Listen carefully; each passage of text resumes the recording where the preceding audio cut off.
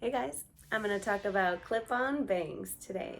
They're really fun, and I have frizzy curly hair that just would not comply with bangs. I have done it before and it was a big regret. So I'm going to show you how to place them, what you should look for, where you can get them, and let's get started.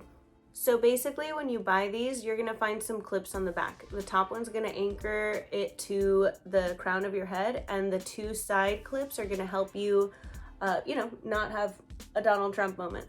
Dry shampoo helps anchor in the clips. Some people use hairspray, I like dry shampoo. So here's the IGK Direct Flight. It's a multitasking dry shampoo. It volumizes, kind of gives you this clean, luxurious scent. But it's also a texture spray. So I really like it. Helps give you that grip. It smells really good. I put it on everywhere because I needed it, but you really only need to place it where your little clips are gonna be placed. So go ahead and place the bangs where you think you're gonna want them to sit on your forehead. These are cut to be a little bit more Bettie Page bangs. So if you want a fringe bang, I would say to thin out the bangs, these are chopped a little bit more straight across. And obviously you can take them to your hairdresser as well, or just buy them in the fringe style. So when you're putting this on, when you're putting the bangs on, find your scalp, and then once you're at your scalp, give yourself some little twirls so that the hair starts to wrap around those clips.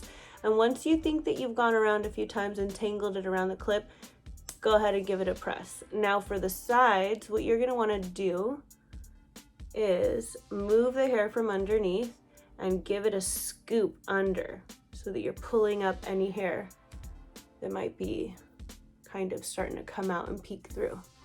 Then you're gonna do the same thing. Pull back anything that you might have peeking out from under. Give yourself a few little tangles there. Make sure that you feel secure. So as you can see, my natural hair texture is poking through.